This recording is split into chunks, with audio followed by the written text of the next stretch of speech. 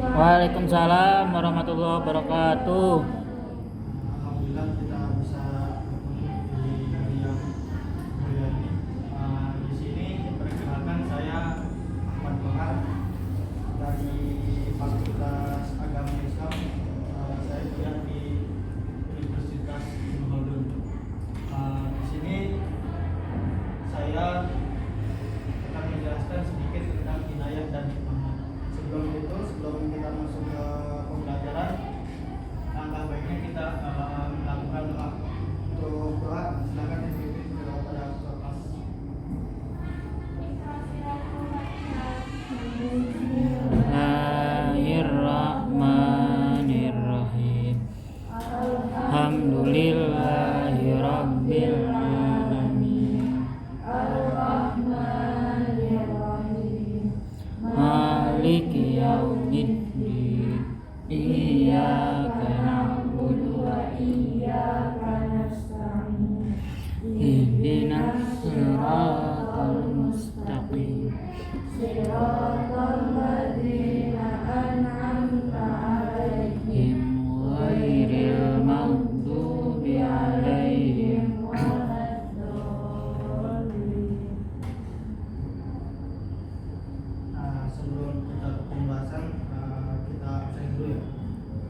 Yang pertama Ansa Puspita, Gus Desta Kurnia Fazli, kemudian Edi Amelia, terus Muhammadiyah, terus terakhir Mutia. Sudah ada semua yang sakit kan? Diang, Pak. Sini saya akan membahas tentang jinayah dan hikmahnya. Dalam garis besar, jinayah itu hukum pidana di dalam Islam. Next. Ada yang tahu gak ini apa? Ilustrasi apa? Pembunuhan. Ada yang tahu gak definisi dari pembunuhan apa? Langsung aja. Next. Nah, sini bisa kita lihat pembunuhan. Pembunuhan secara bahasa ialah menghilangkan nyawa seseorang.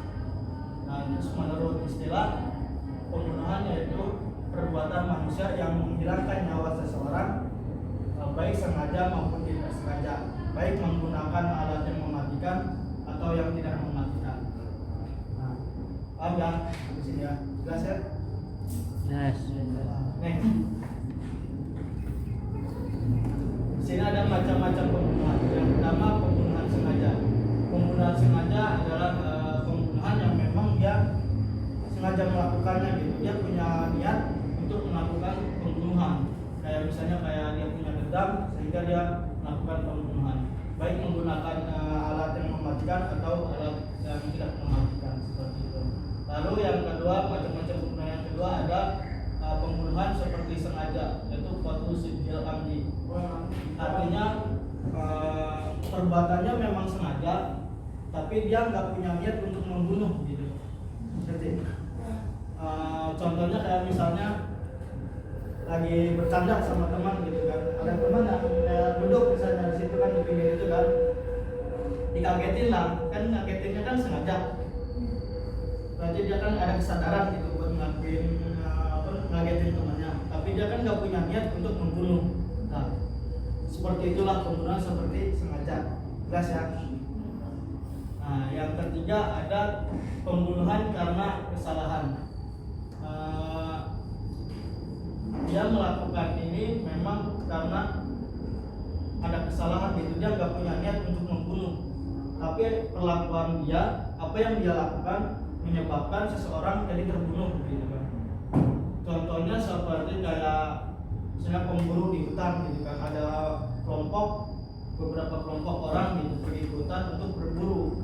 Nah, ada salah satu seorang temannya mungkin tadinya mau nembak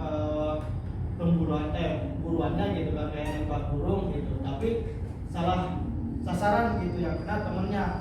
Nah, kalau perbuatan kayak gitu disebut pembunuhan karena kesalahan gitu kan. Jadi salah sasaran gitu, jadi dia nggak sengaja gitu kan.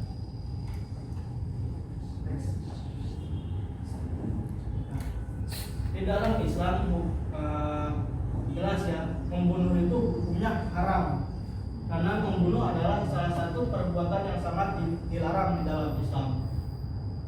Allah berfirman dalam surat Al-Isra yang berbunyi Bismillahirrahmanirrahim, wala taqtulun nafsal lati harramallahu illa bil haqq, yang artinya dan janganlah kamu membunuh jiwa yang diharamkan Allah melainkan dengan suatu alasan yang benar.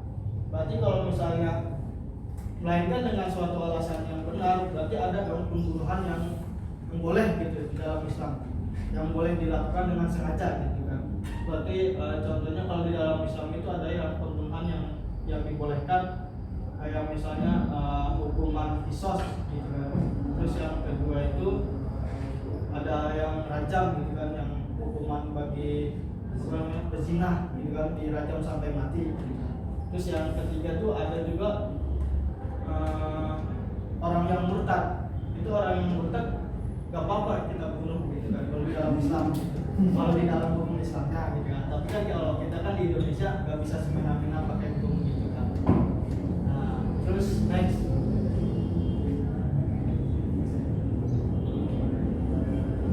Di sini ada hukuman bagi pelaku pembunuhan. Yang pertama pembunuhan sengaja. Hukum bagi pembunuhan sengaja yaitu dikisos. Ada yang tahu dikisos apa? Kisos itu gimana? Pembalasan. Ya, bisa sebut pembalasan. Jadi kalau misalnya kita membunuh, hukumannya itu dikisos, yaitu dibunuh lagi gitu dianya.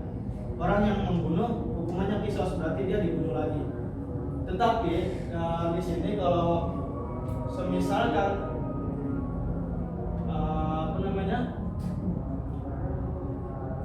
keluarga korban memaafkan, dia nggak usah dikisos gitu, tapi dia disuruh membayar diat mugolazo. Diat mugolazo itu diat yang berat gitu kan.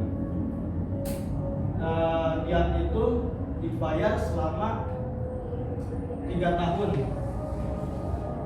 Dan selain itu, selain membayar diat mugolazo, dia juga harus melaksanakan kifarat. Kifarat itu bisa berupa kayak puasa selama 2 bulan berturut-turut. Terus yang kedua, pembunuhan seperti sengaja.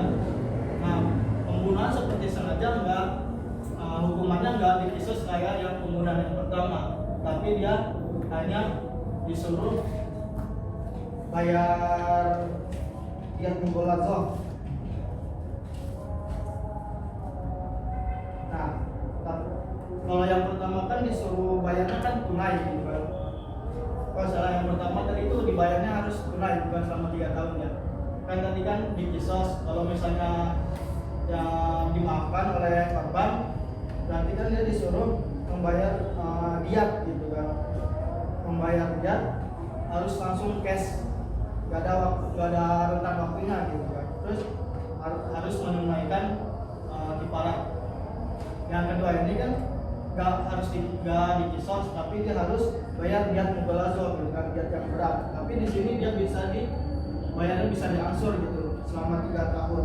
Selama 3 tahun itu bayarnya sepertiga sampai 3 tahun gitu kan. Terus dia juga harus melaksanakan kifarat kayak puasa gitu kan, sama 2 bulan tapi berturut-turut. Yang ketiga, pembunuhan kesalahan. Nah, hukuman bagi pembunuhan karena kesalahan, dia hanya disuruh bayar diat mukhafafah, yaitu diat yang ringan. Nah, terus dia juga bayarnya boleh cicil gitu kan, secara bertahap gitu selama 3 tahun. Hanya itu aja sih penjelasannya untuk hukuman bagi kelompok. Terus next, hikmah larangan membunuh. Di dalam Islam, pembunuhan tidak lain untuk memelihara kehormatan dan keselamatan jiwa setiap manusia. Karena kita tahu kan, di dalam Islam itu sangat dilarang membunuh gitu kan. Apalagi kan kalau misalnya kita membunuh, kita melanggar HAM gitu kan, hak asasi manusia gitu kan.